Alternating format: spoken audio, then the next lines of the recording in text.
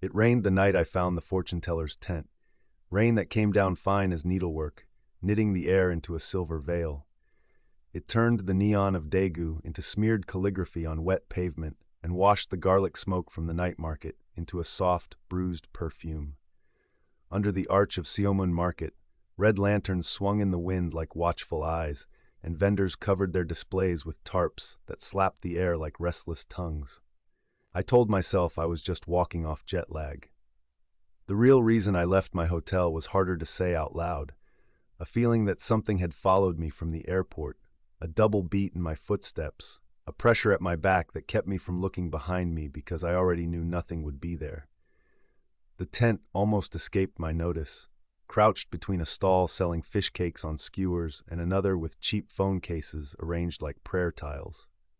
It was nothing, a blue tarp roof, strings of red thread, a sign hand-lettered in Hangul I could only partly read. Fortune, Saju Parza, 4 pillars. Inside, a warm island of light, a single candle, a white paper screen stained with something the color of old tea. I lifted the flap to the sound of rain going suddenly quiet, the way a theater hushes when a curtain lifts. "Come," a voice said, as if she had been expecting only me. The woman sitting at the low table wore her hair in a thick gray rope and a dark hanbok with sleeves that pooled like shadows around her wrists. Her eyes were the color of stormed-over glass. I noticed her hands first, though, brown and thin, the tendons like calligraphy strokes. She held a brush. "You're open late," I said. "For the right person." "Which I am. You were in the market for the wrong reasons." She smiled at my confusion and poured tea into a small cup. "Sit, drink, the rain will keep others out." The tea smelled of ginger and something bitter, almost metallic. I pressed the cup to my lips without drinking. The table between us held a brass bowl with a skin of water that shivered though I felt no breeze. A cracked mirror lay face up, and next to it a notebook tied shut with a red string. On the paper screen beyond the candle, a moth battered itself stupidly against the yellow flame, as if the flame were a window it could force. "Name?" the woman asked. I told her. She closed her eyes. "You do not know your hour of birth. Lots of people don't." "Not lots," she said softly. "You, and not out of forgetfulness. It is missing." She wrote my name with the brush in red ink that smelled like earth and iron. Crimson bled through the hanji paper, feathering along invisible fibers like frost forming on glass. The candle leaned sideways, the flame tilted against the direction of a draft that didn't exist. The moth struck it once, twice, and the wick did not so much as tremble. I told myself it was a trick. An old woman's repertoire, nothing more. She refilled my tea without asking and set the cup closer to me, her sleeve whispering over the lacquer. "My mother had a story," I said. "When I was a baby, I got very sick, pneumonia. She took me to a woman in Daegu who burned paper and tied strings around my wrist. She said she bought me more time. Superstition, you know. Maybe that's why I came. I wanted to see the city where she thought a stranger saved me." The fortune teller's brush paused over the page. "Daegu remembers its debts," she said, "even when those who owe try to leave." "You're not the same woman," I said too quickly. "That was decades ago." She looked at me with an expression I couldn't read, somewhere between pity and hunger. "No, not the same. Nothing stays the same when time is borrowed." The moth stopped beating the screen. The rain outside seemed to draw back, a collective intake of breath. Somewhere beyond the tent, a knife knocked against wood in a rhythm too slow to be chopping. The air tasted suddenly like a coin held too long on the tongue. "Is there a price?" I asked, which was not what I meant to say. "There is always a price," she said, "but not always in money." She slid the red string-bound notebook toward me. The knot looked simple, a child's knot, but when I touched it, the thread bit my fingertip as if it had teeth. The tightness of it made my own pulse feel trapped. "You never asked how much," she said. "I'll pay whatever." "Look." I untied the string. The book opened with a sighing noise, pages whispering like someone 2 rooms away. Every page was filled with names, columns of Hangul and Hanja, dates and times, some crossed through with a stroke so heavy it had torn the paper. At the back, a page where my name appeared in square, careful script. The date was today. The time, written in a blank space with no numbers. Only the character for rain, repeated and then smudged, as if the ink had bled away from itself. My mother didn't tell me much, I said. Maybe she made it up. She did not, the fortune teller said. The hour you should have died was taken and tied to a different hour, years later. That is why it is missing from your birth. Your life is a borrowed book with a due date. I wanted to laugh. I didn't. My heart had gone odd, skipping and catching like a record with a scratch. So who do I return it to? I asked. If time was borrowed, it must belong to someone. Someone, she said, and for the first time the candle guttered as if she had exhaled directly into its throat, or something that waits wherever the rain is arrowing down right now, and people are counting heartbeats. We have a name for him. Jeosong Saja, the Reaper. I had seen them in dramas, men in black hanbok and gat hats, faces hidden. In fiction they were half bureaucrat, half deity, civil servants of death with good posture and better hats. I don't believe in that, I said, because saying it felt like putting my shoes on in a hurry when something starts knocking at midnight. You don't have to. Bureaucrats exist whether you believe in them or not. She reached under the table and brought up a flat box wrapped in old cloth. From it she drew a stack of yellow talisman papers, bujak, with red characters written on them in a hand I recognized. My mother's handwriting was messy and left-handed, the loops wide, the tails long. My breath snagged. She couldn't know that. She couldn't. Put this on, the woman said, and slid a bujak across the table to me. Over your heart. Don't break the red string. Don't open the screen. Don't answer if he speaks to you with a familiar voice. The moth hit the screen again, but the sound it made was not a papery smack. It had weight now. The hairs on my arms rose as if a wind had found me inside the tent. And then, from far away and right next to me at once, there were 3 knocks. They did not come from the entrance. They came from behind the white paper screen, from the space where the candle couldn't throw light. 3 knocks, like someone knocking from inside a closet. I swallowed and pressed the talisman to my chest. It clung as if the paper were damp. My heart thudded under it, a trapped fish. The fortune teller put her hand flat on the table. If you open the screen, she said, you will see what you are ready to see. If you don't, you will see it anyway. Then why? Because seeing on your own terms matters. The knocks came again, and the second time they were softer, more patient, the way my mother used to knock on my bedroom door when I was a teenager, letting me save face. Don't, the fortune teller said. Her voice was small now, whittled down to a splinter. From behind the screen, a voice, my mother's voice, said my name, and then it's cold. I'm so cold, please. I closed my eyes. It wasn't real. It was a trick. The old woman had a partner, a small speaker, something. But if it wasn't a trick and it was my mother, then she had found me, and if she had found me, it meant she wasn't alone wherever she was. If the Reaper wore her voice like a mask to get at me, what did that say about what I owed? You said time was borrowed, I said. You? Or your teacher? Is this your work? Her face twitched, a small flinch that wasn't quite a nod.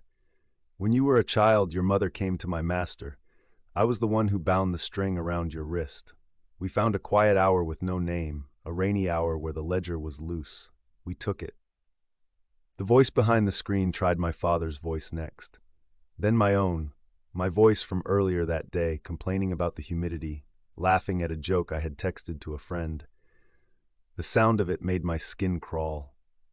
Something tapped the screen politely and left the oil-dark shape of a hand there, imprinting and then draining away into the paper until the paper itself looked bruised. How do we fix it? I asked. The fortune teller pulled more bujak from the box and began placing them on the table, on the floor, above the door. Each one hissed when it touched wood, like rain hitting a hot pan. We don't fix it. We endure it and hope it leaves with fewer names than it came for. That's not comforting. It was not meant to be. She opened the brass bowl and flicked water into the air with her fingers. Droplets hung like beads on invisible threads, refusing to fall. Some debts you pay with patience, others with blood. You will find out which tonight. Third knock. This time the voice was my own, speaking from behind the screen in a whisper that matched my breath. Don't open, I said to myself. Don't open, my voice behind the paper agreed warmly. I didn't look at the fortune teller because I didn't want to see whether she flinched at the mimicry. Outside, the market had gone to sleep all at once. No footsteps, no grill hiss, no murmured prices. Just rain, which had changed to a sound like pages turning. "Tell me what to do," I said. "You're the expert." "I am the ghost of an apprentice who broke the rules," she said, and when she looked up, the candlelight found fine cracks in her face that I had not seen before. Hairline fractures like china repaired badly. "Expertise belongs to the living. She laid a finger to her lips. "You will call it a trick later, and sleep better for it." She took my hand, set my palm on the open page where my name lay, the ink still wet and shining.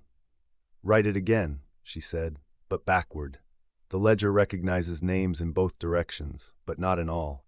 If you can make your name a road without a mouth, he cannot swallow you. That isn't how language works. It is how hunger works." The brush was heavier than it looked. The ink bled into my skin like a bruise. I bent over the notebook and wrote my name backward, letter by letter, and as I did, the candle flame dropped low. The moth went still, and my chest hurt the way it had when I was a child and ran too hard in winter air. When I finished the last stroke, a fourth knock came, patient, almost amused. I had counted wrong. There was never a rule about 3. The talismans on the door browned at the edges. One curled, blackened, and fell off with a noise like a sigh. The white screen darkened, as if something was standing not inches but millimeters away from it, leaning its weight on the paper. "Time," the voice said from behind the screen. Not my mother's now, not mine, not any voice I recognized, flat like a stamp landing on a form. The fortune teller's rope of hair had started to unspool. She plucked a single gray strand free, looped it around her finger until the tip went purple, then around the brass bowl, tying her fingertip to the bowl with hair. "He can count," she muttered, half to me, half to the bowl. "Can you? Count breaths. When I start, you stop, and when I stop, you run."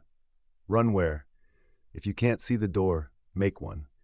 She glanced at the screen. "And whatever you see, don't tell it your true name. You've already given it enough." The talisman over my heart felt warm now, then hot, then too hot to bear. I fought the urge to tear it off. The air tasted like burned sugar. The world beyond the tent was a canvas someone had blanked with a single stroke of black ink. The fortune teller started to speak, not words but numbers. "1," she said, and drew her nail down her tongue, leaving a bright red line. "2," and tightened the hair thread until the tip of her finger bled, a thread of it sliding into the water with a sound like a drop of mercury hitting stone. At 3, she pressed her bleeding fingertip to my forehead, and the tent around us lit, just for an instant, with a map in red. Lines of thread from the bujiak to the screen to the bowl, to the notebook, to the candle, to us. The world was a net, and something heavy had fallen into it. 4, she said, and the screen tore down the middle. He did not wear a gat or a hanbok. Those would have made him a myth, and myths can be bargained with. He wore rain. It draped him perfectly, ran from a place where hair should be and wasn't, collected in an absence of a face, and then poured itself away. Where his eyes would have been were 2 faint stains, half-moons like thumbprints on glass. Every place he stepped, the boards under him swelled, the grain rising as if to meet him. 5, the fortune teller hissed, and I realized she was not counting for me. She was counting the number of times she could press her lifeblood into the water to cloud it enough to make a reflection. The reaper's gaze, if it was gaze, settled on the brass bowl and the reflection inside it, which was not of him but of me. The bujak stuck to my chest like a leaf on river water. He reached out a hand that was not a hand, and the surface of the water rose toward him, a little dome, trembling. 6, she whispered, and yanked her hair thread so hard the bowl leapt. The dome broke. Water ran across the table toward my notebook, toward my backward name. The reaper moved without moving, the rain of him collecting, reshaping, and in that pulse I heard it. The faintest chime not of bells but of a stamp coming down on a book, the tiny imperial thunk of bureaucracy. I ran. Not for the entrance. That would have taken me past him, through the place rain took shape. I ran sideways into the white paper screen and through it as if it were not paper but a membrane meant to be broken. Hanji ripped like flesh. Air burst cool against me. I felt the tent come with me, the threads of red tugging at my clothes, bujiak clinging to my shoulders and hair, brush strokes on my skin burning cold and then cold burned again. I expected the market. Instead, I stumbled into a narrow dark between stallbacks that had no depth and too much of it. My footsteps were small rescues in a larger drowning. The rain was a wall. I shoved into it and felt space give like a bruise under pressure. Behind me, the fortune teller screamed, not fear, not pain, but a sound like someone pulling free of a long nail in a beam, the sound that wood makes when you pry it up. I didn't look back. I couldn't. Her numbers kept running. 7, she called, and her voice was young. 8, and I was a child again, awake from fever with my mother's cool hand on my face under a yellow kitchen light, the smell of ginger tea and coin metal. 9, she said, and her voice was a whisper in my ear and a shout across a river. 10, and everything snapped. So much of horror is the wait before the break. The break itself is clean. I landed under the arch of the market as if I'd been dropped from a height. A vendor pulled his tarp aside to glare at me for stepping on his bucket with my dirty shoes. The grill hissed. Someone laughed. The lanterns swung. The rain resumed being ordinary, moving straight down, polite. The tent where I'd been was there, blue tarp, red string, the sign for fortune. It looked empty, no glow. My hand lifted the flap and found nothing inside but an uneven patch of ground and a forgotten moth on wet paper. Nothing except the brass bowl still on the table, but tilted, water running off its edge into a steady drip, drip, drip onto the dirt floor. The notebook lay closed, the red string tied in a perfect knot. A dark mark ringed my wrist. It looked like the kind a cashier's stamp leaves when they've washed their hands too soon after. I scrubbed it, and it didn't fade. I pressed the bujok on my chest, and it stung. When I peeled it off, skin came with it, and underneath was the shape of a character I didn't know, raised and white like a scar. The mark printed on a page at the back of a ledger to show the book had reached its last entry. Back at my hotel, my phone pinged.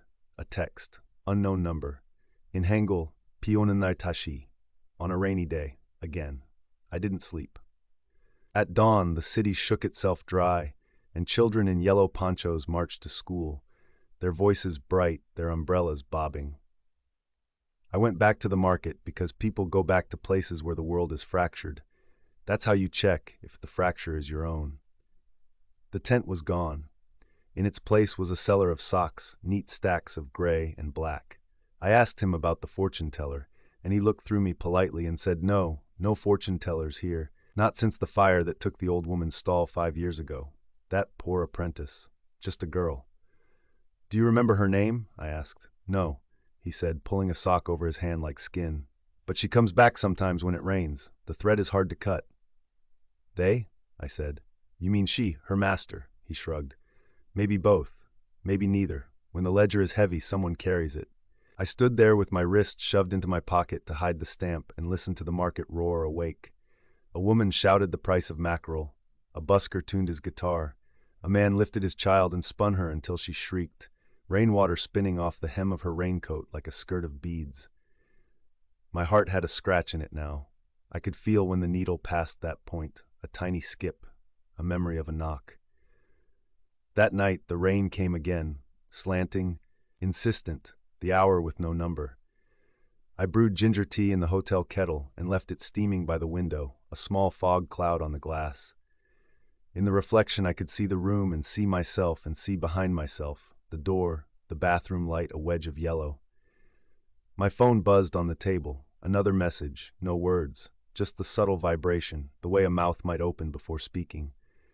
I sat on the edge of the bed with the bujok pressed under my palm, the heat of it like something alive, the paper soft as skin, and counted aloud. 1, I said, to find my own voice. 2, to make sure there was still only one of me speaking. 3, for the fortune teller's cracked face turned young for an instant. 4, for the ledger. 5, for the way the world can be a net. I counted until the hour passed, if it passed, because some nights are only long if you measure them, and because the stamp on my wrist felt as if the ink were seeping inward. I did not open the door. I did not look at the mirror when the reflection shifted, when the black square of the window grew tall as a man, long as rain. They tell you Asian ghosts are patient, that they wait as long as it takes. They are only half right. Patience is not passive. It is a hand on a page that doesn't turn until you look up. On the 7th knock, not soft or hard, not threatening or kind, simply bureaucratic, I held my breath and imagined the hair thread pulling tight, the brass bowl leaping, the water's dome refusing to break. I pictured the backward letters of my name becoming not a road but a wall. I waited until my lungs burned and let the breath go as slow as a stamp being lifted off paper after it's already done its damage. The knock went away like rain that has decided to move on.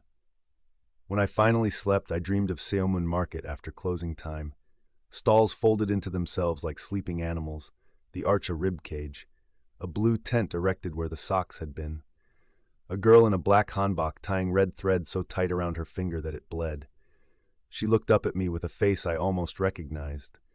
Mine, but younger, but older, but cracked with fine lines that let candlelight through, and said, "Count." I woke with the shape of the word sore on my tongue and my wrist itching where the stamp had been. In the mirror, the mark had faded to a pale outline. It will be back when it rains.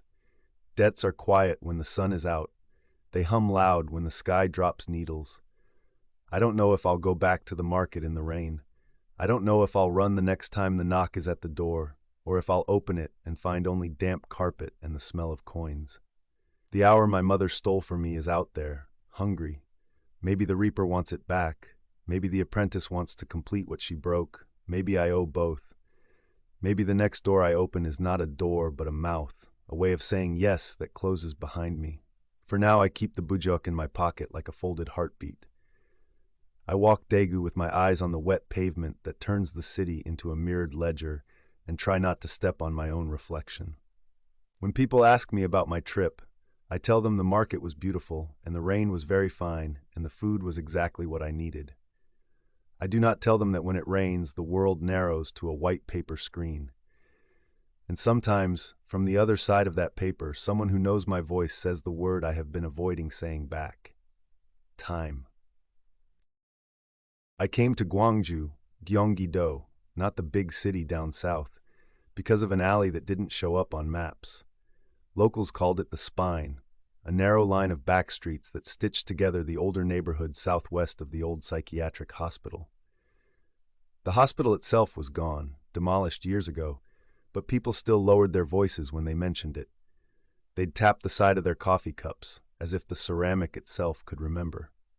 I arrived just after the rain. Neon hung in the air like wet paint. The smell of damp concrete and gochujang and stale fryer oil layered over something metallic that I tried not to label. A yellow sign over a shuttered hanbok rental flickered. Shh. The letters stuttered like a bird that didn't want to come out of its clock. Maybe I'd already primed myself. I'd read too much on the train. The posts were half rumor, half dare. They said the Spine ran where the hospital's service tunnels once exhaled into town. They said at night you could hear a voice in the alleys, sharp and cheerful, like a wind-up toy. Cuckoo! Cuckoo! Cuckoo! The urban legend always leans into theater. It loves a catchphrase. Even before I stepped into the alley, I kept thinking of the instructions strangers had told me in clipped messages. Some helpful, some gleefully cruel. If you hear him call, call back. If he asks, "Do you know Mr. Cuckoo?" say yes and don't look back. Everyone loves a rule you can hold like a charm. My first steps sank into darkness that smelled like wet rope. I passed a stack of blue plastic stools tethered by chain, a vending machine bulging with lukewarm grape soda, a wall plastered with missing person flyers softened by rain and age. The faces had faded toward chalk outlines. Someone had drawn a cartoon cuckoo beside the oldest one, its beak open, speech bubble empty and flaking. A cat trotted past me without asking permission, its tail flagging, and slid under a roll-up door slitted with light. In the window above, a TV muttered a drama through a misaligned antenna. Weeping, static, a slap that sounded like wet cloth meeting wet cloth. My phone reception dipped and returned in a slow, thoughtful pulse. I had told myself I would record, that I'd document the route, that this was work. But my voice memo app wouldn't open. I didn't force it. There are small concessions you make to places like this, as if you've stepped into someone else's house and you don't know the household customs. Shoes off, head bowed, silence in the corridor. It began softly. Not a voice, not yet, but a tempo. Somewhere deep ahead, a clock ticked. Not the gentle metronome of a living room regulator, but a stiff, comedic gear shift. Tick, skid, tick, skid. The kind of ticking that an audience hears before the little door opens. The spine narrowed. The buildings leaned in. A sheen of algae painted the lower halves of the walls, luminous and indifferent. As I turned a corner, the alley kinked left, then right, each bend revealing another length of wet darkness, punctuated by rectangles of light where secondary lanes sliced through like vertebrae. My own steps started to sound like a second person tailing me, half a beat late. I stopped to test it and listened as my echo arranged itself into place, tidy as a folded shirt. The first cuckoo was small and bright like a coin dropped on tile. Somewhere behind the sound was breath. It echoed impossibly, off the puddles, off the metal shutter, off my chest. I focused on the ritual I'd rehearsed, the silly call and response I'd told myself I didn't believe. Don't be precious, I thought. Don't be proud. What does it cost you to play along? Cuckoo, I said back, a little too loud. Silence collapsed over the alley as if I had clapped my hands over a child's ears. Somewhere a drain gurgled. Far away a bus sighed over rainwater. Then he called again, from closer. Cuckoo! Cuckoo! The second call sat lower in my ribs. It hummed. The cat reappeared at the end of the alley, stretched, and stared with that impatient feline judgment that says, "You again." "Cuckoo," I repeated. "Cuckoo! Cuckoo!" The ticking broke into a tiny flourish, gears catching. I imagined a wooden bird with a paint-chipped beak peeking out of a miniature door. My mother used to love those clocks, the ones that pretended a day could be portioned into exact pieces. When I was 10, I'd pulled the chain until the weights thumped the floor. The bird had come out and refused to go back. "Enough," I whispered to the sticky air. "Enough." To move forward, I had to squeeze past a stack of packaged quilts and a dead bicycle with a missing chain. The alley sloped down. The walls grew damp enough to weep. Voices filtered in strange, a drunk singing, an Ajuma scolding her son, a truck megaphone advertising laundry soap. Each sound flattened, widened, and drifted across my path like a page torn free and laid sideways. The shop that took me by the throat wasn't open. It was the kind of place that trades in dead objects, clocks layered against each other, faces blind, typewriters with their teeth bared, boxes of cassette tapes brittle with sun. The window had been fogged with time, but a bare bulb burned just within, yellow and patient. In the center of the display was a parlor cuckoo clock, larger than a child, carved with leaves and an impossible number of birds. The tiny door was shut, but a hairline crack of black showed at the seam, like something's gaze. "Cuckoo," something whispered, so close to my ear I felt the quiver of consonants. "Cuckoo." The breath that carried the sound smelled like old pennies and damp wood. I turned too fast. My boot scraped on wet concrete and skated. My shoulder hit the wall. A pain lit in my upper arm that felt like a bruise being poured. No one stood near me. The lane behind me ran clear. But the puddles told a different story. In each dark mirror, smudged by rain, fattened by oil, my own figure reflected. Beside me in the water, another figure stood, taller than me, shoulders low, head canted. I lifted my hand, and the reflected me lifted hers. The other didn't move. Glass rattled. A door across the lane cracked open, and a woman peered out, eyes heavy-lidded with sleep or defeat. When she saw me, just me, she tsked and closed the door. I told myself to leave. There's a pivot point in every story where you can turn around and later call yourself rational. I missed it. The alley curved and I followed, because the spine was a promise, and because the rule, call back, answer yes, was a toy I could wind in my pocket and wind and wind until it clicked. The air rang with a series of distant bird notes, like someone testing a flute badly. A clatter of wings unraveled from a rooftop. Men laughed behind a corrugate fence at an ancient joke. My phone buzzed in my pocket and then died without lighting up. A dead moth, thrashing, a false pulse. When the posters changed from missing girls to condolence notices, I realized I'd crossed an invisible line. The condolence papers were damp with incense and printed with black characters that curled as if trying to escape their own ink. A bundle of joss sticks had burned to salt-pink nubs on a cinder-block altar beside a damp photograph. In it, a young woman wore a volunteer's vest and a mouth set for difficult kindness. Her eyes pinned me. Her name wrote itself in my head without me knowing the language. I felt an urge to apologize to her in a specific way, like bowing 3 times and exhaling her name into the concrete. A rustle behind me, and the laugh was not a man's laugh. It was a stutter meant to become a laugh that didn't quite chopped into syllables by damaged machinery. I didn't look back. Turning felt expensive. I put my hands into my jacket pockets and they came out wet with rain that hadn't fallen on that side of my body. I wiped them on my jeans and walked, casual and precise, like a guest leaving a party early. At the next corner, a small shrine occupied a triangle of dead land, a cement fox with a curled tail, a bowl of rice gone to cold paste, 3 sticks of incense drawn together like fingers praying, a metal charm hung from the fox's neck, an axe charm, absurdly cute like a child's keychain. I reached out and it spun on its chain, clicking the tiniest of clicks. "Cuckoo," the air said, almost tender. This time I kept my mouth closed and my lungs clenched. The old rules sat in my throat like stones. Then the alley opened on a cross street I didn't expect. Fluorescent lights from a convenience store painted the puddles with an artificial sunrise. A clerk held a trash bag under the till and wouldn't look at me. When the door chimed, 2 notes like a small smile, hope surged in me so violently I almost sobbed. I went inside. The store smelled like instant noodles and lemon cleaner and old paper. I stared too long at the colorful rows of anything you could want. Batteries, combs, face masks, candy with cartoons that would never age or tire. A radio whispered a ballad so soft I thought it was a mistake. The clerk, young, bored, snapped his gum and finally met my eyes. He flinched as if I had stepped up too fast in a line. "You okay?" he asked in Korean, a phrase I understood by the tilt of the eyebrows if not the words. I nodded. My hand shook when I reached for bottled water. The cap dragged across my palm. I put money on the counter even though I had my card out. He watched the way my thumb turned the cap and the way my other hand hovered at my shoulder where the bruise was learning my name. "I'm looking for the spine," I said in English, feeling stupid. He blinked.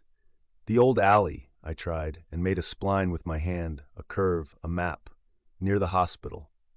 At the word hospital, his gum stopped. The boredom left his face as if it had been a mask. He held his hand up with 2 fingers and wrote invisible characters in the air, Sennu. I didn't know the words, but the second looked like a woman beside a man who had fallen through a beam. He tapped the counter twice, tick, tick, and whispered a sentence that was not a sentence, the kind of phrase a child repeats without comprehension because an adult told them it would keep the monsters asleep.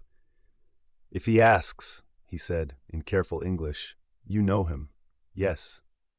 The fluorescent lights ticked.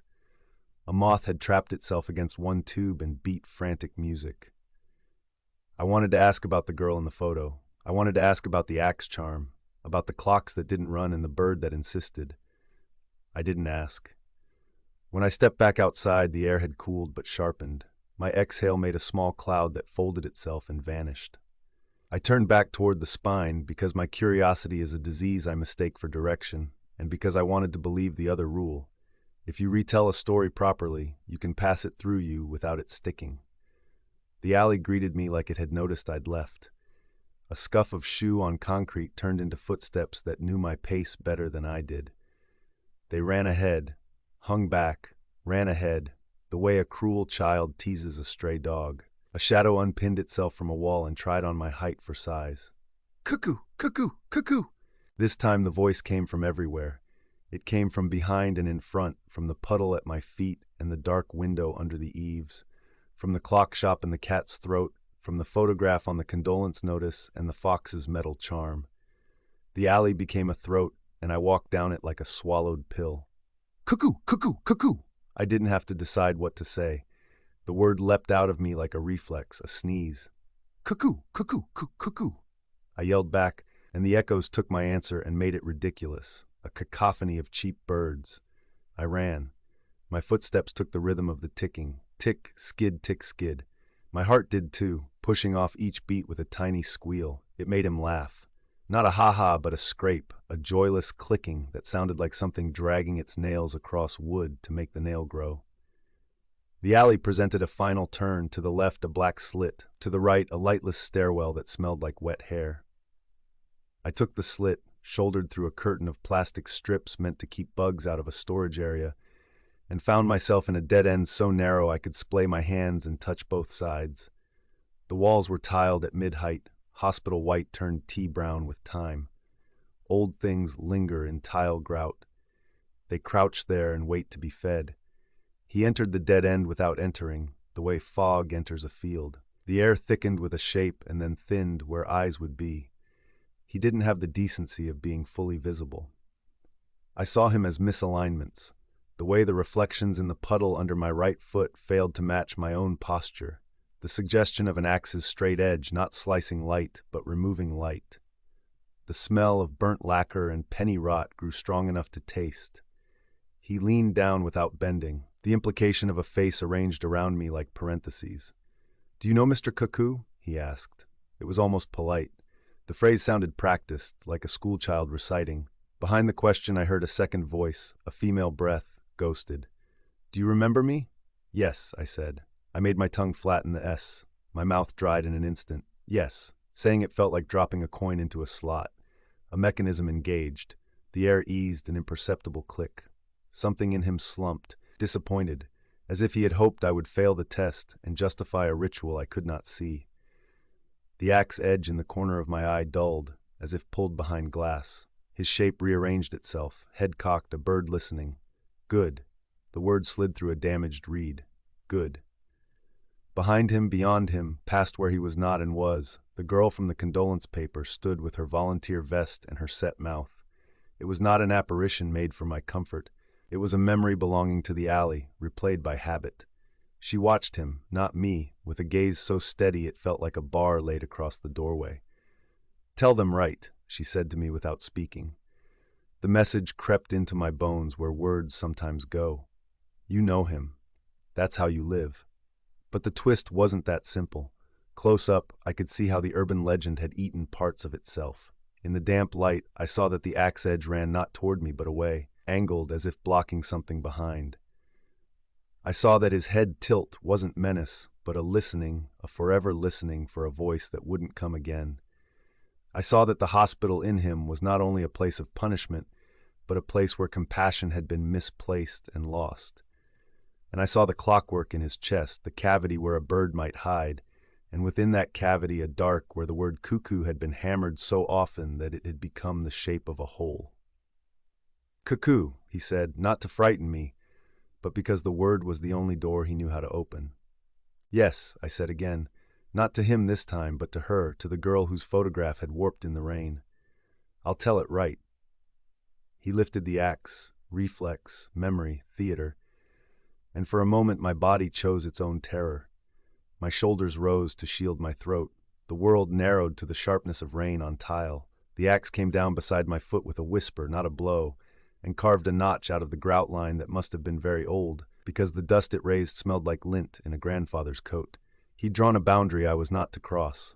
Beyond the line, the alley stretched thin and old, the way a ribbon looks after being tied and untied too many times.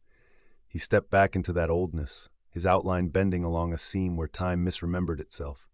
"Cuckoo," he said, softer and softer, not a taunt anymore, not a threat, a name, a prayer, a small, perverse love. "Cuckoo."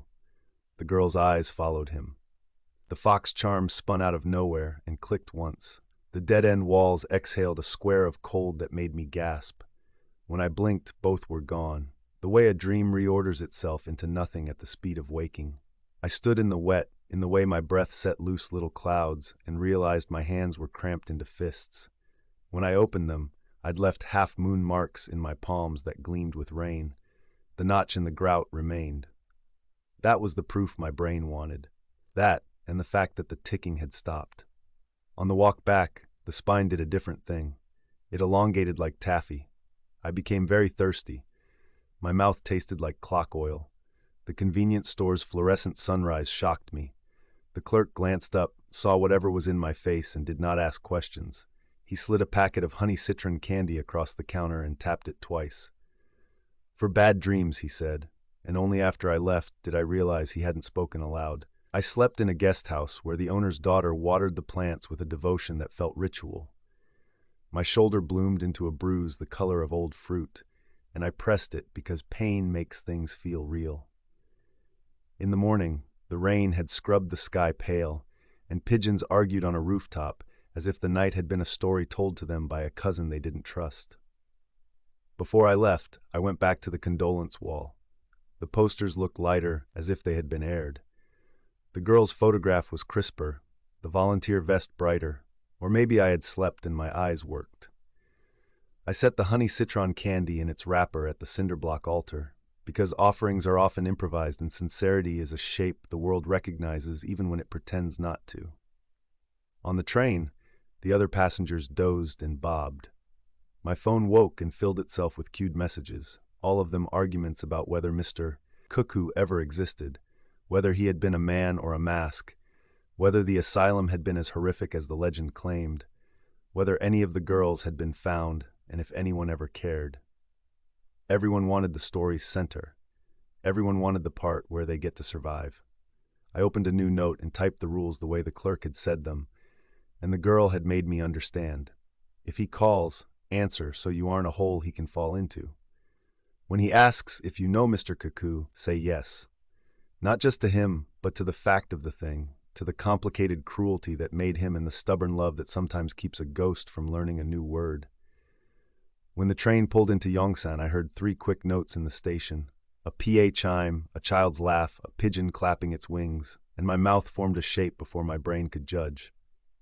Cuckoo, I breathed, so soft I could deny it. A woman passing me looked up, startled. For a moment I thought I saw a volunteer's vest reflected in her eyes. She shook her head and moved on. I told myself I would stop repeating the word. You say a thing enough and it digs a channel through you. It makes itself a home. That night, back in my apartment, I woke at 3:33 to the faintest of sounds, like a finger against glass, like a bird testing the door of its clock. My shoulder ached, then eased. In the dark, I could almost see the outline of a man who was mostly an absence and a girl who was mostly a promise. The air tasted like coin and rain. My tongue hovered in my mouth, undecided. Do you know Mr. Cuckoo? The quiet asked after a long, hard patience. Yes, I said into my pillow, into the ticking that was really my heart. I do. The room let go of a breath it had held for years. Something stepped backward through a seam I wasn't meant to find. In the neighbor's apartment, a clock that had been dead since I moved in clicked once. Far away, a fox charm spun and came to a stop. True north. The night rearranged itself around me, gentle as a hand on a bruised shoulder. When I finally slept, I dreamed a bird that had learned the hard way how to return to its clock. In the dream, the little door was open. In the dark behind the door, space waited, deep, patient, a place that would bear whatever name you gave it. I held the word on my tongue. I did not say it, not even once. In the morning, my note was still on my phone, no phantom edits, no added rules. I added a line anyway. If you tell this story, tell it carefully. Say yes to the part that asks to be remembered. And when you hear him, answer without cruelty, because we all have a word that keeps us from coming fully home. The elevator in my new building had no 4. Between the tarnished 3 and the dented 5, there was a strip of black tape, puckered at the edges like a healing wound. I noticed it the day I moved in, my suitcase ticking across the lobby tiles, the smell of damp concrete and old kimchi rising through the stairwell. The landlord, a woman with a polite smile and a face like dried lotus root, pressed 3 for me with a fingernail painted the color of old blood. Light flickers, she said, patting the taped-over absence. Sometimes it stops. Old building. Don't worry. Why is it taped? I asked. Her smile didn't move. Just don't go to the 4th floor. I almost laughed. There was no 4th floor to go to. It was a small mercy, I thought, to have superstition built right into the architecture. The doors shut with a rubbery sigh. The elevator groaned like an old man standing up, and we lifted. The place was called Hyunsung Villa, one of those discount apartment blocks tucked into the older part of Incheon, not far from the port. Concrete bones, dirty windows. Somewhere, a karaoke bar leaked muffled singing into the alley until dawn. I had taken Unit 303 for the price and the promise of quiet neighbors.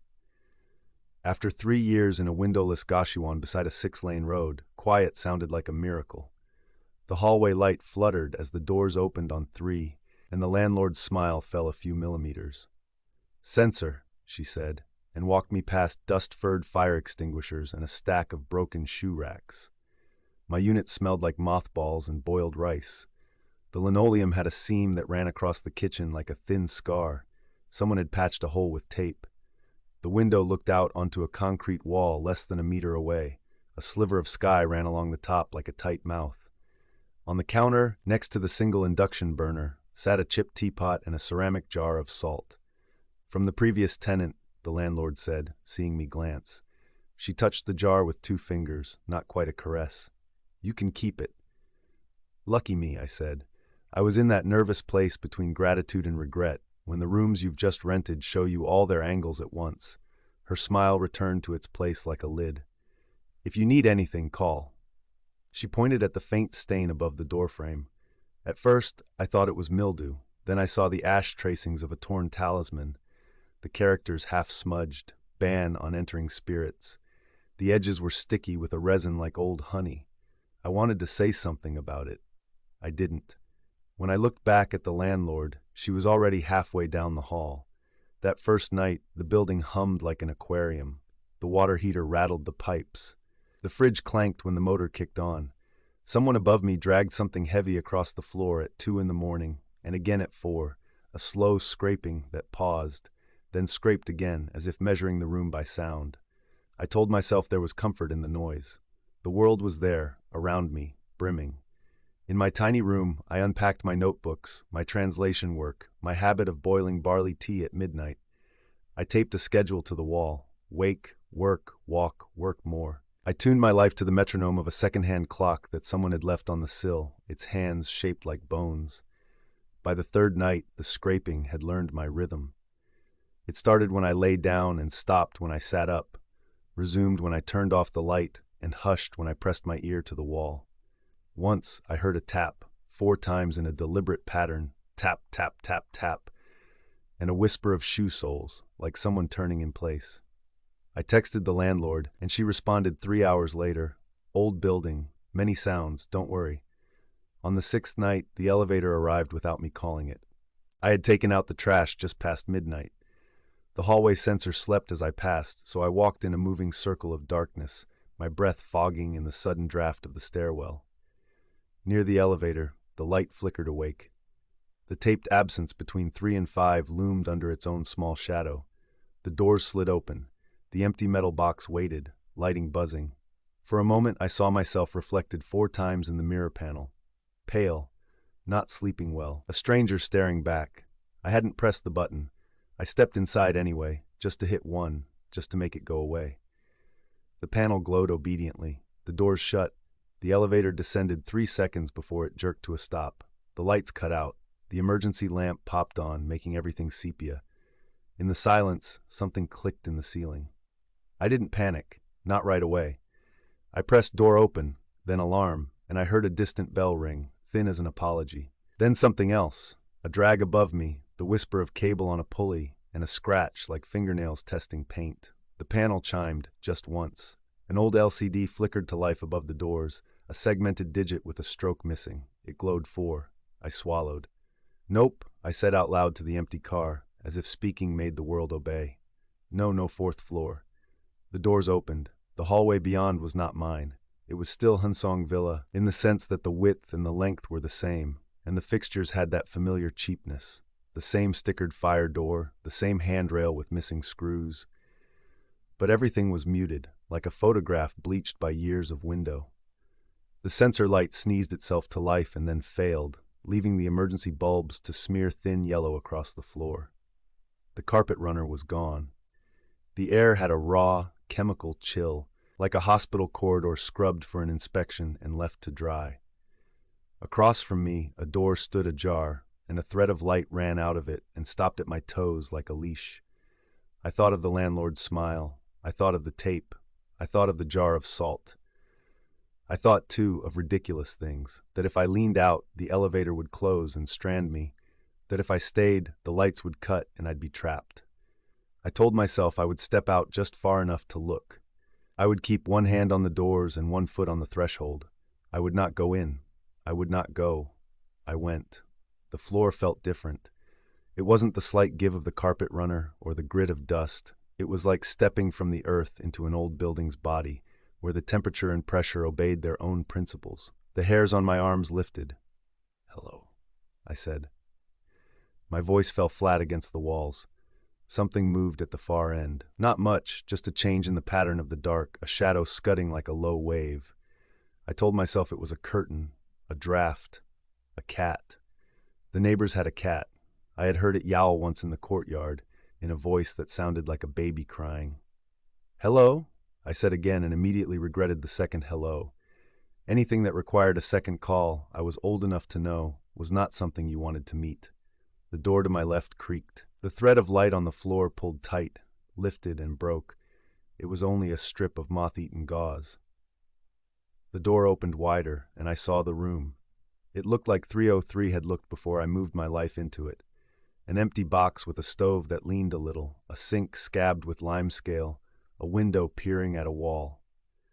But here the wallpaper was the color of old teeth, and the ceiling had a water stain shaped exactly like a handprint. On the counter sat the same ceramic jar of salt, but someone had scratched characters into it with a bent fork.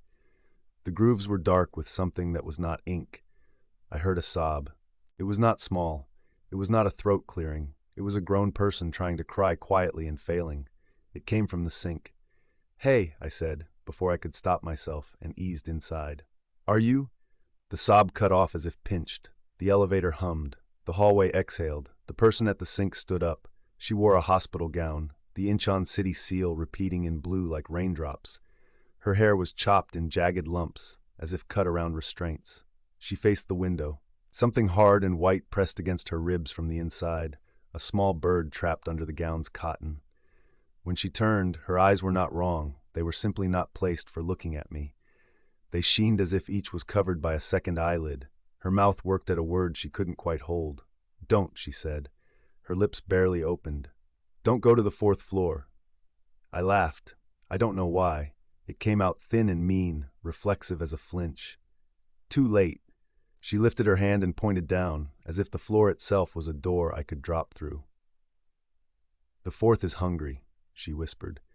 Every syllable fogged the air as if it were winter breath, though sweat tickled the back of my neck. "It eats the new ones. It eats the lonely ones.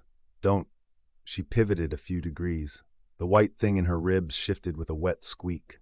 The handprint on the ceiling seemed to spread its fingers. I should have run. Instead, I did the stupid human thing. I stepped closer, hand out, salt jar in sight, as if salt could make reason out of what I was seeing. "Who?" I started. The door behind me shut. The click was as delicate as the snap of a wishbone. She was not a warning. She was a lure. I knew that and knew it too late. She moved like a puppet in a stiff wind. When her feet touched the linoleum, it stuck and peeled, a sound like a tongue tasting. She reached for me. I slapped my palm down on the salt jar. The rim bit my skin. Salt slid under my nails, cold as water. "Stop," I said, and my voice found my lungs. "Don't touch me." She did. Her hand was colder than the jar, colder than freezer burn, and it went right through my wrist to the bone. The pain was not temperature. It was an emotion, elder, irreversible, a grief with a grip. It climbed my arm as if it had a ladder. The elevator chimed once. I remembered the torn talisman. I remembered the 4 taps in the night. I remembered the landlord's smile and the dipped jar and the old words that sleep in buildings where numbers hide. I upended the jar over her forearm. Salt fell like dry rain. It spattered the gown. It peppered the floor. It slid between her fingers and made small sounds like insects changing direction. Where it struck her skin, the salt hissed, a voiceless sound both hot and cold, and a smell came up like an electrocuted fish. Her hand released me. Where she had gripped, my skin was an ice-burned rope. "Don't," she said again, but the word she used was not "don't." It was a word from a family gate ceremony, a word that kept the dead at a respectful distance if they consented. She stepped back. She pressed both hands to her ribs, and the white thing beneath them slipped sideways, the squeak becoming a squeal. I bolted. I didn't think. I ran for the elevator with a wild idea of catching it as if it were a bus. The hallway stretched and shrank like sea ice, and the sensor light tried to wake and failed and tried again. Behind me, the door of that room I didn't want opened farther, and something like a wheelchair drifted out, unable to commit to the lines of the floor. The elevator doors were closing. I lunged and slid my arm between them. The rubber gaskets gripped like teeth. I popped through into the car and slammed the door close button as if it had any say in the matter. The woman in the gown stood at the threshold. She stopped, as if the rubber gaskets were a border she couldn't cross, and held my gaze with her eyelids drawn wrong. Not pleading, not angry, working like someone chewing a tough piece of meat, trying to get the word right. "Hungry," she said. "Hungry, not me." The doors shut. The elevator fell like a sudden inhalation, and then it righted itself, humming, soft as a lullaby. The old LCD ticked backward, 3. When the doors opened, the motion sensor in the real hallway woke up with a penitent brightness. The carpet runner lay meekly where it belonged. The air smelled like wet concrete again, like nothing, like relief. In my apartment, I stood at the sink and held my arm under warm water, and the red ring around my wrist looked like the mark from a too-tight bracelet. I kept drying it and finding it wet again with something that wasn't water. I set the salt jar by the stove and realized my hands were shaking hard enough to click the ceramic. I slept with the light on, but I did not sleep much. Somewhere above, the dragging resumed, a slow, sticky sound. I counted taps. 4, pause, 4, pause, 4, a counting that had less to do with numbers than with appetite. In the morning, I went to the landlord. She opened the door halfway and didn't invite me in. Her apartment smelled like chrysanthemum tea and menthol rub. On the shelf by the door, 9 salt jars sat in a neat row, each with its own fork-scratched characters and a single bay leaf crumpled on top. "I went to the 4th floor," I said, because her face told me lying would be wasted time. Her mouth made that slight down tilt, like a lid propped on something boiling. "I told you not to." "It came to me," I said. "It arrives when I don't call it. The elevator. It opens." She looked over my shoulder, not at the hall, but at something that stood behind me in the space where the hall ought to be. "You live alone," she said. "Yes." "You work at night." "Yes." "You don't have many visitors." "I just moved in." Her eyes returned to my face. "It eats the new ones," she said very gently, and I flinched because the words were the same and were true and were not the same. "What is it?" I asked. Her mouth thinned. "You saw her." "She warned me," I said. "Then she tried to." I touched my wrist. The mark was a brown ring now, like a fossil of the moon. "She wanted out," the landlord said, and that was the easiest way to carry her. She reached to the shelf, took down one of the jars, weighed it in her hand. "People think the 4th is hungry because it is hungry. The truth is hungrier. The 4th is where we put what we cannot carry anymore. It is a good place for grief that doesn't belong to the living. People leave more than furniture behind." I saw the 9 jars. I saw the talisman's ghost above my door. Who left? She set the jar down as if it were sleeping. A nurse, years ago. She didn't leave. She was left. The landlord's eyes creased. "This building used to share a generator with the old clinic next door. When the power went out on a summer night, the elevator stopped between floors. The nurse was in it with a patient on a stretcher. The power came back too late for one of them. The elevator remembered. So did the nurse." "That's a story," I said. I wanted to believe it and not believe it. Believing gave it shape, and a shape can pursue you. "It is our story," she said. "Now you've carried a piece of it." "What do I do?" I asked. I was aware, suddenly and precisely, of the weight on my left shoulder, a pressure like the heel of a palm resting. My skin prickled. The room seemed to lean in. The landlord hesitated. A small, tired kindness softened her. "You bring it back," she said. "Tonight, before the 4th tastes you properly. You go as far as the door. You put salt at your feet. You knock 4 times for the dead and once more for the living. You open your hand and let what is not yours out." "What if it won't go?" Her smile returned in that precise little lift. "It wants to. What wants you is different." I did as she said. At midnight, the elevator arrived without my calling. It opened on the real 3rd floor, then blinked. The engine coughed, and the LCD stuttered into that wrong digit. 4. The hallway beyond was a throat. I stood in the elevator's mouth with a jar of salt in my left hand, and my right raised in a fist like a bad actor in a play. Inside my chest, the weight shifted. It wasn't a touch. It was the knowledge of a person-sized absence where something used to be. The air next to my ear was colder than the rest. I put salt on the threshold. I knocked on the doorframe. Tap, tap, tap. Then one more, with my knuckles hurting. Tap. "Go," I said, palm open. At first I thought nothing happened. Then the cold left my ear. It passed by my jaw like a weeping, down my shoulder like a remnant of rain, along my ribs in a notch-by-notch pain, as if my bones had been a comb and someone's hair was being pulled through it gently, carefully not to break it. It went into the hallway. "Thank you," the nurse said very quietly, as if thanking a stranger who had picked up a dropped coin. Then something else came forward. I didn't see it. I felt it. It stood exactly where the threshold ended, on the side of the hallway that wasn't mine. It leaned, a curious dog sniffing the crack under a door. The salt hissed.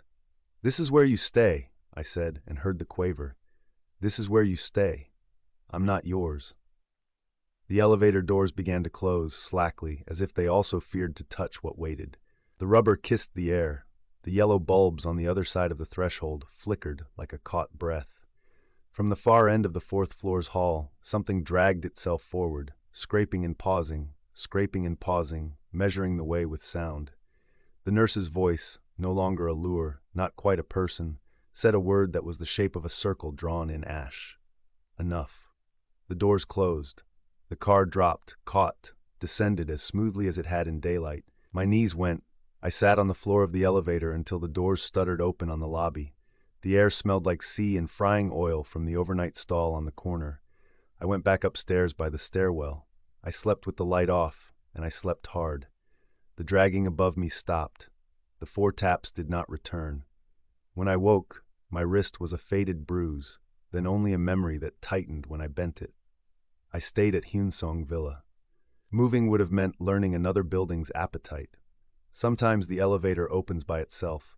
Sometimes the old LCD tries on a shape it was never meant to show. I keep a jar of salt by my door. The new neighbor down the hall, a student who comes home very late and very alone, asked me on his first day why the button for 4 is taped over. "Superstition," I said, smiling the landlord's smile. "Old building.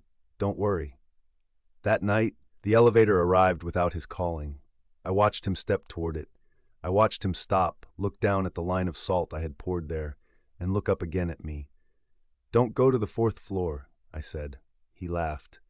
He didn't understand why it sounded like a prayer.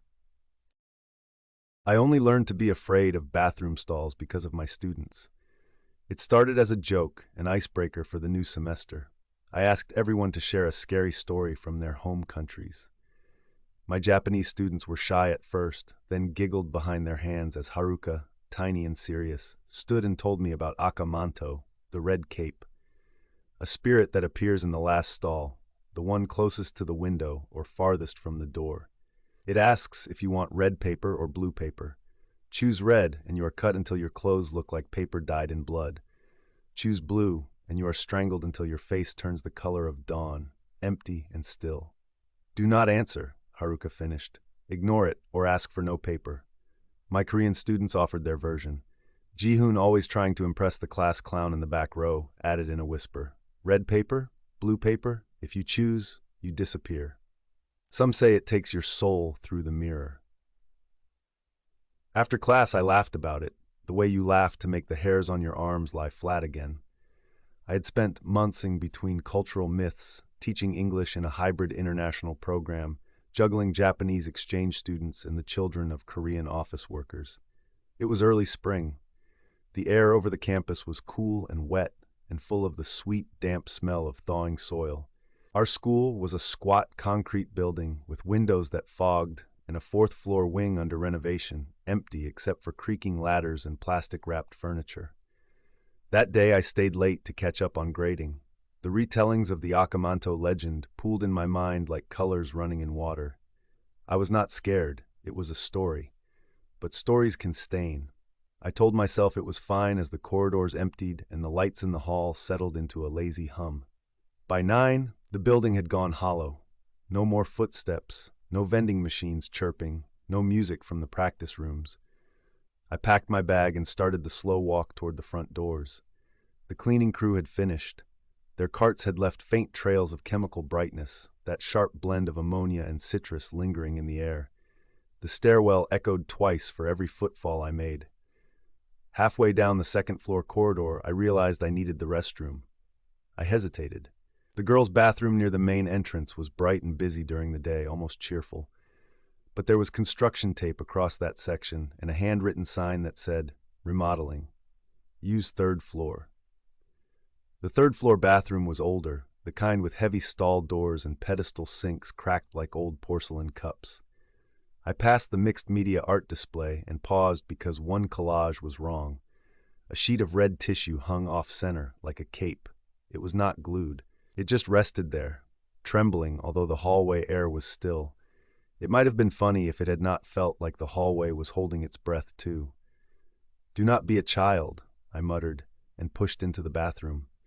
The first thing I noticed was the cold.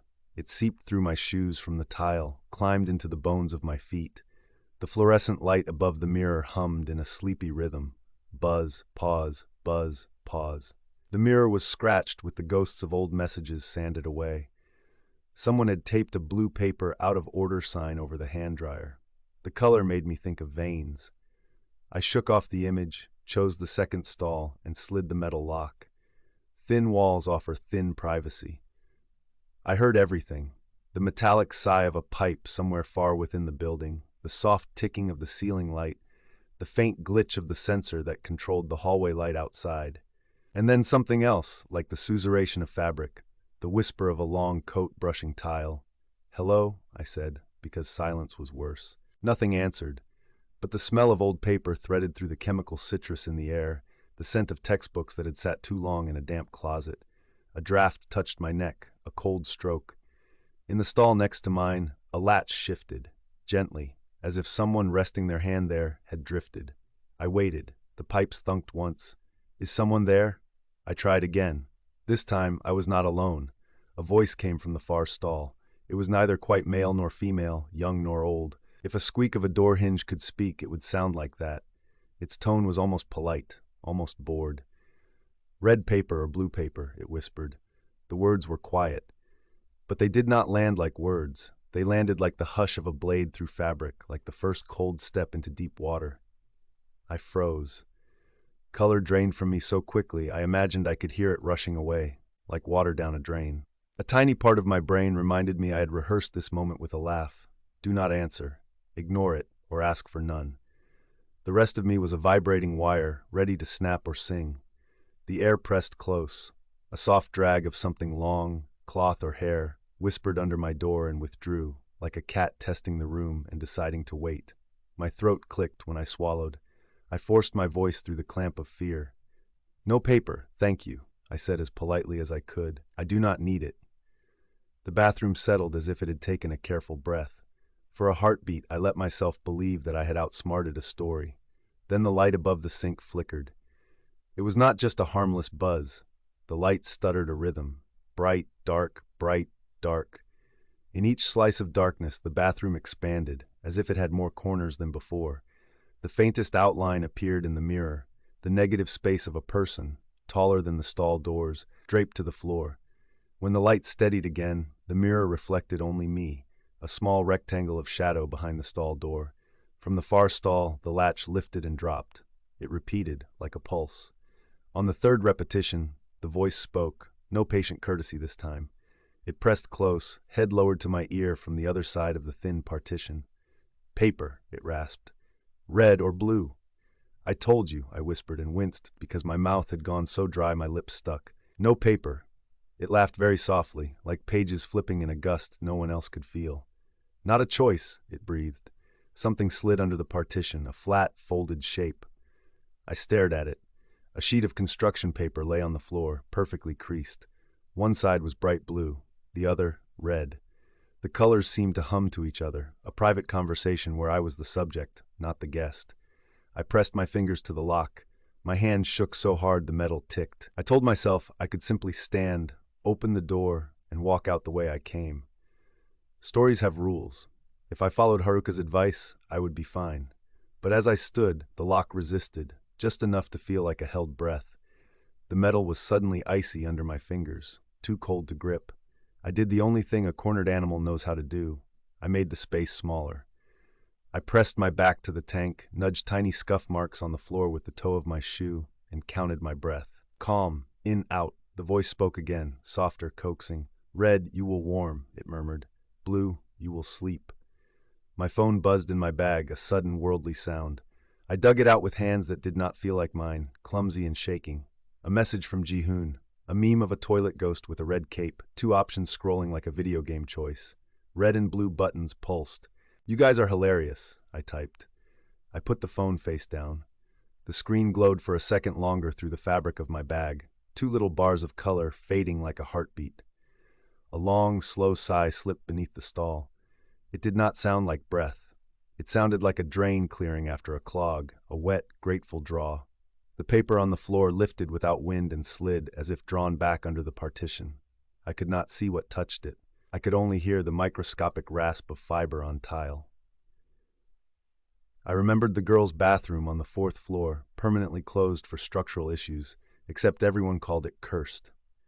I had laughed when the students said the last stall on the left was a doorway if you answered an invitation. Not an invitation to heaven or hell, just away. Away from parents who never looked up from screens. Away from tests with red circles. Away from every heavy thing. Was Aka Manto a killer or simply a choice? Third option, I whispered, green. Silence answered. Then the sound of something very tall turning its head to look at me from a great height, a rustle like sleeves brushing walls. Green is not offered, it hissed. That is the point, I said, though my voice was barely there. I am not choosing your game. The lock shivered, then loosened, as if something's interest had slid off it like oil. I pushed the door open with a stiff shoulder. The hinges squealed, and the sound rang oddly, like a child whistling on a windless afternoon. The bathroom looked the same. Empty stalls, hand dryer, mirror haze. But the air had thickened, not with humidity but with attention, as if every molecule had a face, and every face watched. I did not look into the far stall. The story said not to look. I stepped toward the sink instead, toward the safest light, toward the ordinary little tray of soap. The mirror obliged me by reflecting only my face, pale and flat in the fluorescent buzz. Red, whispered the voice. Blue? It insisted, closer now, almost at my shoulder. I met my own eyes. No paper, I said to my reflection. I brought my own. I pulled a crumpled napkin from my bag, green ink from a coffee shop logo smeared on the corner, and held it up like a talisman. It was absurd, but the green felt steadying. Around the edges of the mirror, the metal frame began to sweat, tiny beads of condensation forming as though the bathroom remembered the ocean. Liar, breathed the voice, and this time it was not a suggestion or a threat. It was hungry. The stall door at the far end slammed. The vibration traveled through the floor into my bones. Something moved toward me without footsteps, there and not there. The length of it like a cloak dragged by something that did not care if it dragged. I did not run, not at first. Some stubborn teacher part of me wanted to hold my ground, to insist on rules. So I tried one more. You want an answer? I said, my voice shaking like a string pulled too tight. Here is mine. I choose the door. I turned and walked. Not fast, not slow. I kept my eyes on the line of the door frame, just beyond the square of the mirror. As long as I did not look at the last stall, the story could not catch me. A whisper brushed my ear, so close my skin went to ice. There are other colors, it murmured, almost conversational. Yellow to blind, white to vanish, black to bury. I pushed the door. It did not budge. Of course it did not. The choice was the toll. Behind me something unfurled, a sound like paper burned in slow motion, curling, soft, hungry. My green napkin sagged in my grip, suddenly heavy as if dipped in water. The bathroom's emergency light, untested for years, clicked on behind the main light and flooded the room with strange color, red pulsing, then blue, red, blue. The mirror went slick. In each beat of color, my reflection wore a different mask, blank white in red light, dead blue in blue, and once, only once, not my face at all, but a narrow mouth under a smooth golden mask. The edges stained the red of old lacquer. A hand draped in fabric like pages laid against the mirror from the inside. It left no mark. The fabric was not fabric. It was sentences, cramped and thin, layered so thick they made a veil. The letters were not any alphabet I knew. They looked like scratches left by a fingernail on a desk, layered and layered until they meant more than they should. I remembered something Haruka said, almost as an afterthought. Some people think Akamanto is a mask, not a cape, she had told me. A beautiful mask. The cape is just to hide who wears it. The choice was not red or blue. It was whether to let the mask choose me. Something coiled the air around my throat, not touching, never touching, but letting me imagine the pressure. My legs filled with buzzing, stinging needles. The door was not going to open for rules or cleverness. It would open for a story it recognized. I do not want your paper, I whispered. I want a way out. A thought rose. Green. Not the napkin, not the paint, not the flimsy thing in my hand. The exit signs. The little running man on the placard at the end of the hall. In this building, they glowed with their own power, independent of the main lights. They stayed green even in blackouts, even in storms. They were the color that said this way leads you to the future where you are still breathing. I stepped backward, one foot, then another, letting the mirror and the sink edge slide past my hips. The thing behind me pressed close enough that my lungs forgot how to work. The emergency light stuttered. At the threshold with the door refusing, I realized my mistake. The story did not want me to choose paper. It wanted me to choose a kind of death. So I did. I let something old in my chest die. I turned my head and looked. In the last stall, the door stood slightly ajar. A red cape hung from the hook inside, glossy, weightless, moving though no air moved. Beneath it, a pair of slippers faced the toilet, the cheap plastic kind students wear. Between them, a stain like ink had dried in the shape of feet that had forgotten to be warm. The cape lifted and turned as if a person wore it and had decided to notice me. Where a face should have been under the hood, there was only the mask, flat and white, eye holes perfectly oval, mouth painted in a small line. Beautiful. Not beautiful. A face you could forget the instant you looked away, and that, somehow, made it worse. When I met the mask's empty gaze, the pressure on my throat vanished. The red emergency light steadied. The blue went cold. The bathroom returned to itself, ordinary as a dull knife. It tilted its head. It was listening. "I know you want me to play," I said, breathing hard, "but I am not your student." My voice surprised me by being steady. "I am your teacher." The cape quivered. The mask did not move, but I sensed something, the way you sense weather changing. "Then teach," it said. The arrogance stung me enough to make me unafraid. I took the napkin and tore it neatly into 3 pieces, the way I would tear scratch paper for group work. I set one piece under the door, another near the sinks, the last on the drain in the center of the floor. "In this classroom," I whispered, because talking gave the moment shape, "we do not allow false choices. We ask better questions. We look for doors that are actually doors." I pressed my palm to the bathroom door. It hummed faintly. On the other side, the hallway exit sign glowed its steady green, the paint absorbing light and giving it back. I thought of every student who had looked at me this week and not yet decided whether I meant them well. I thought of how stories like this one survive because sometimes they save someone who needs saving, from going back to class, from going home, from going anywhere at all. The red cape stirred, restless silk over unseen shoulders. "You are not the first to say no," it said, and now I heard something else in it, like sadness. "You will not be the last, but the door listens to color, not to courage." I looked at the blue out-of-order sign taped to the dryer. I looked at the red tissue on the collage in the hall. I looked at the green placard outside. Colors were not decisions. They were instructions, lenses, filters over the same light. "All right," I said softly, mostly to the door. "I choose green." "Not offered," the mask whispered again, but I was not talking to it. I took the napkin fragment from under the door, folded it into a little arrow the way my grandmother had taught me in church to keep me quiet, and tucked it into the frame where the latch met the casing. I pressed the base of the arrow with my thumb. The door opened. It did not swing. It did not give with a shudder. It was simply unlocked a heartbeat ago, as if it had always been. Hallway air slid over my face, warm by comparison, full of the dusty scent of old posters and floor wax. The exit sign hummed. Behind me, a breath that had been counting me like a prayer stopped counting. I did not run, not yet. I took a single step backward, still facing the room. The cape drooped as though the person inside had sat down in a chair. The mask tilted. It could not frown, but something in the angle of it made the skin between my shoulders draw tight and careful. "What happens if I choose nothing?" I asked, because every myth loves a question at the end. The mask's voice became the whisper of a page closing. "Then you carry the choice until it chooses you." I left. The hallway lights reached me, plain and white and kind. I walked in them. I did not look back. When I reached the stairs, the building offered the ordinary notes of itself. The echo of my steps, a far thump as a janitor moved a bucket 2 floors below, the drone of the soda machine. I went down and out and into air that smelled like wet leaves and city, and I realized I had been inside a mouth that had not decided to swallow me. At home, I threw the napkin pieces into the trash, then took them out again and unfolded them. The green ink had bled into the white, making small halos. I put them back.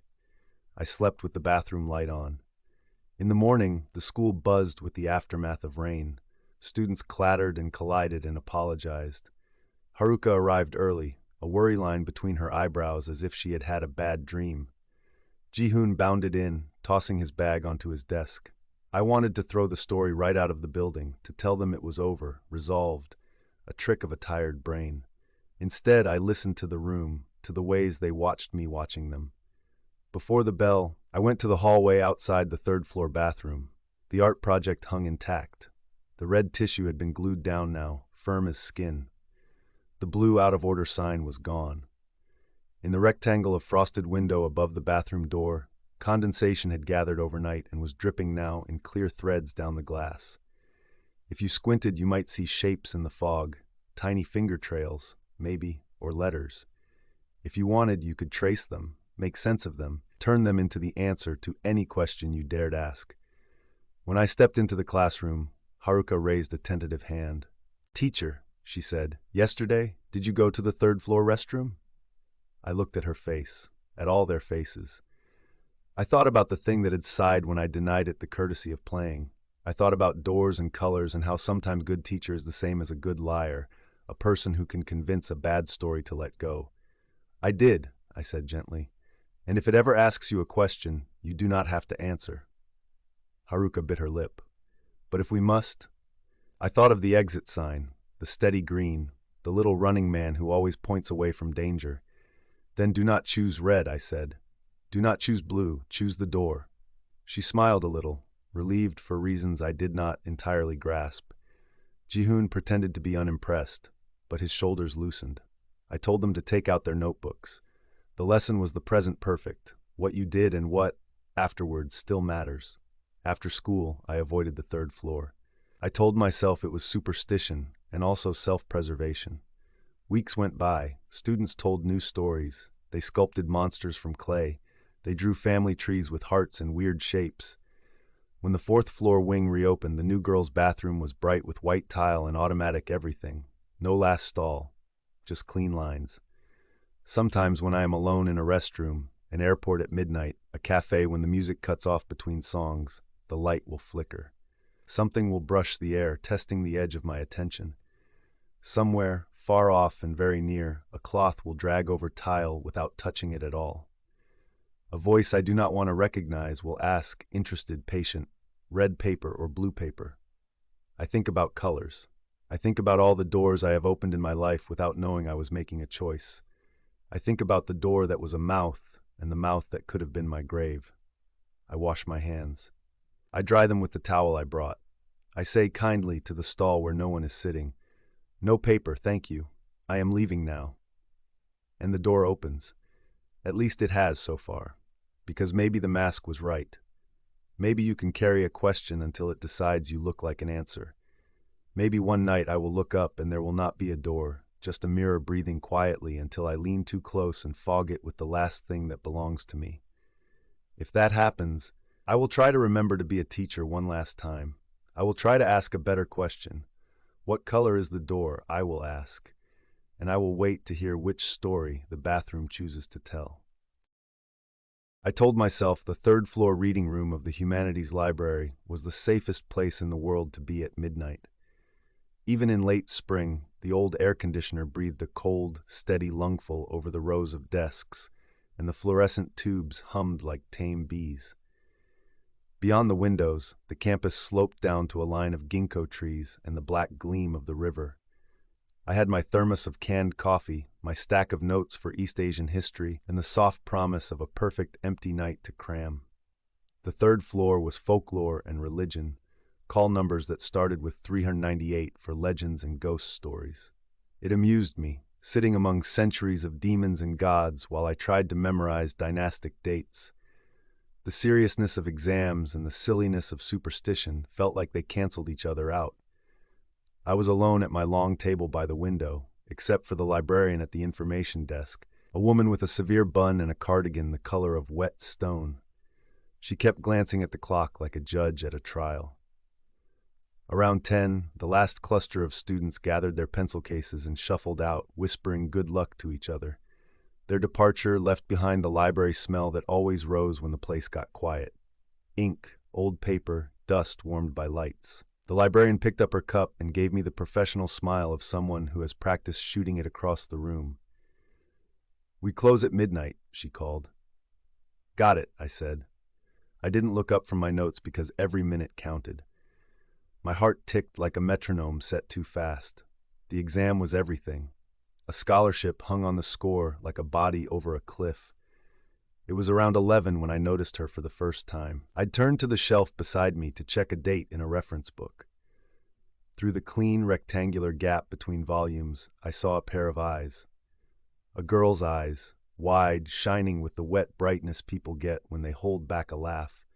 Her chin was propped on her elbows, pressed into the wood so her cheeks puffed up just a little, and she was smiling.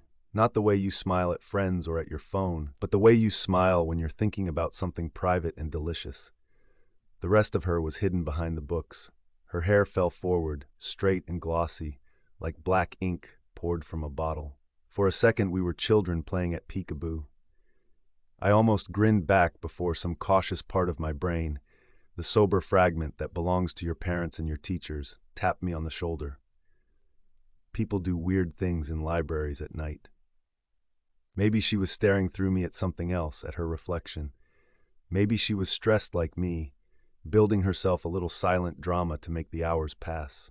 I lowered the book, and the rectangle broke, and her eyes and smile vanished behind stitched spines. I told myself I'd imagined the dent of her cheeks in her elbows. The night thinned. The fluorescent hum grew louder when my pen stopped. I underlined the same sentence 3 times and realized none of it had entered my head. When I leaned back, the plastic chair creaked with a tiny scream, and I swore softly at it. I rubbed my eyes. In the window glass was the dim painting of the room, rows of desks, the dark wedge of stacks, my own face pale with concentration. The campus moved in the reflection too, just a wind-pressed leaf and a late bike cutting past the trees. I looked down again, determined to make the words stick.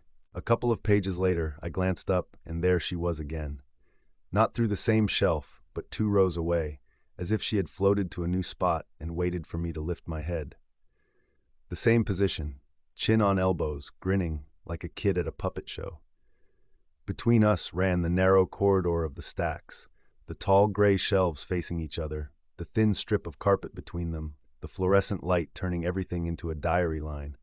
I told myself not to be stupid. People moved in libraries, people stared. It didn't mean anything. I stared back for 1 measured second to let her know I saw her. She didn't drop her eyes or pretend to be reading. She held the smile like a note.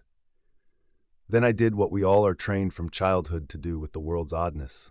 I arranged it into a box, put the lid on, and set it on a far shelf. I went back to my notes. At 11:55, the librarian announced last call. The speakers were broken, so her voice came as a thin thread. 5 minutes. Please bring your books to the desk.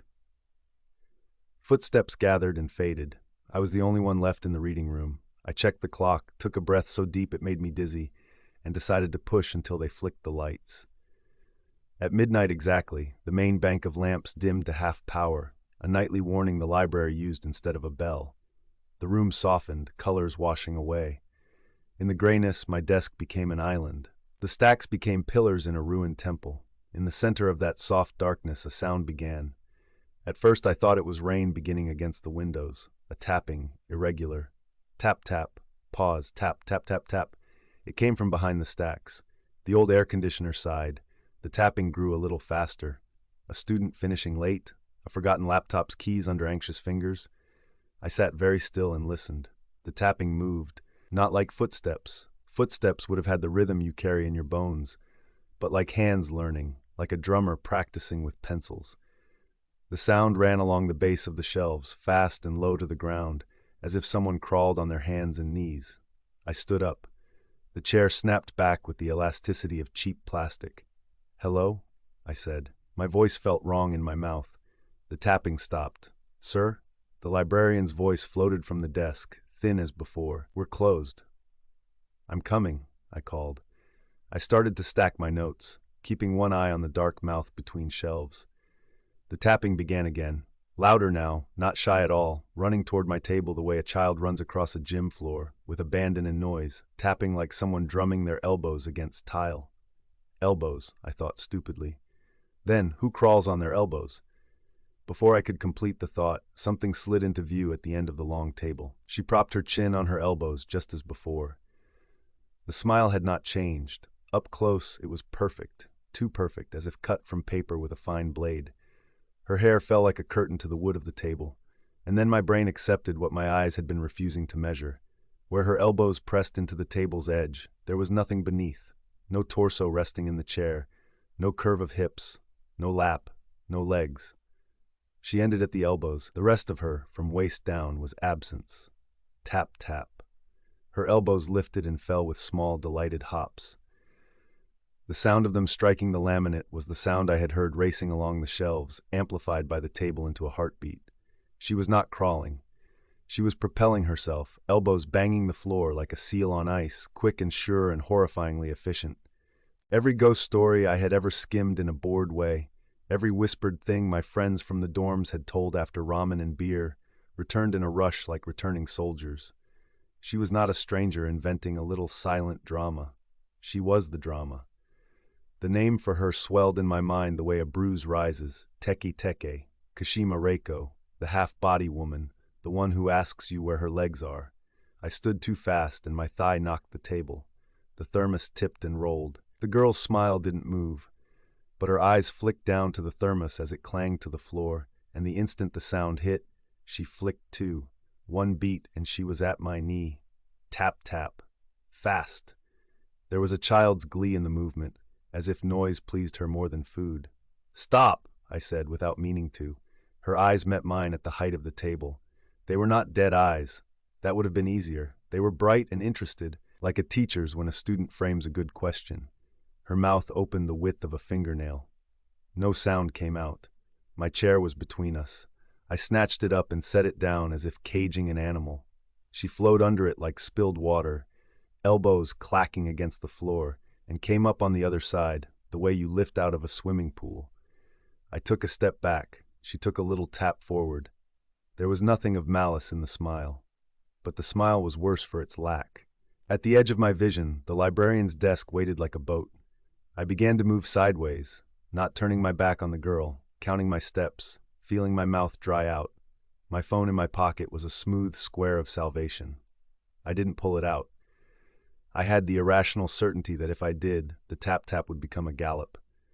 The girl matched me, half a table's length away. Tap-tap. A small huff of breath escaped her with each landing, the way you breathe when jumping rope. At the end of the row, she stopped. I stepped into the open and ran. The reading room was a gray racetrack. The books rushed by me, the call numbers blurring into a long barcode. The tapping followed, delighted, bounding from tile to carpet, having no trouble at all with the difference. I turned into the folklore aisle without meaning to, drawn as if the books pulled me. Titles flashed, modern ghost traditions of, the uncanny in, a study of legend. Everything I had told myself didn't matter this year. "Sir," the librarian called, "please don't run." Her voice was so calm, so scolding, that it might have stopped me if the tap-tap hadn't arrived at my heels like a thrown stone. I snatched out the heaviest book within reach and dropped it behind me. The thud shocked the air. The tapping paused, as if the sound had mesmerized her, and then a fast, eager hammering resumed, the elbows pounding the carpet, trying to make that beautiful thud again. "Kashima," I said before I could stop myself. The name came out like a cough. There is a rule, in some versions of the story. If she asks where her legs are, you must answer. You must say the words in the right order, broken like a spell. Kamen Shinma, Meishin line, under the torii. The phrases tumbled in my head like coins in a dryer. I threw them at her with my breath. "Meishin," I said. The Meishin line. The train." She tilted her head, smile carved into her face. For the first time, her eyes narrowed as if in thought. The tapping slowed, a careful metronome. When she spoke, the voice came not from her open mouth but from somewhere lower, as if the floor had learned to talk. "This is not Japan. The words were soft as chalk dust and broke the same way, three pieces that didn't quite make a whole. The accent was nothing and everything. It wasn't either of our tongues. It was the library's. But stories travel, she added, and the smile widened by a fraction, which somehow made it less human. She came again, the taps accelerating with joy, and I bolted for the librarian. She watched me come with an expression I mistook at first for alarm. Only when I was 2 steps away did I see that the look in her eyes was not fear but patience. She held out a hand, palm down, the way you do to steady a skittish animal. "Shoes on the mat," she said. I skidded and planted my heels on the black rubber mat in front of the desk. The librarian slid something from beneath the counter, a slip stamp of the old kind, steel and heavy, with a red ink pad next to it. She set them beside my hand as if laying out surgical tools. "In some places," she said conversationally, "the half-body women know library rules." "What? Quiet voices," she said. "No running, and returns by the due date." The tapping stopped 3 meters away. The girl had come to the edge of the rug. Up close, the smell that rose from her was not of rot or blood, but paper, wet paper, that sour, mineral scent that rises from books left in the rain. Her elbows were smooth and glossy with something that was not skin. "She wants to know," the librarian said, "if you borrowed your legs, or if they're yours." "They're mine." The librarian considered me the way you consider a check at a restaurant.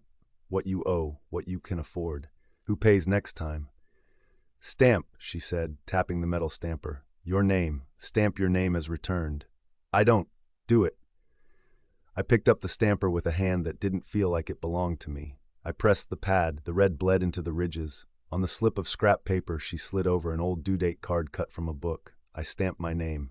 The letters sank in, the way footprints sink into wet earth. The librarian studied it, then slid it back. "Now here," she said, and tapped my wrist. The rubber mat under my shoes suddenly felt like a raft on water. The room beyond it rippled with a heat shimmer, even though the air was cold. Outside the library, the campus lights had gone off or grown dim. The only bright thing in the world was the stamp's red mouth.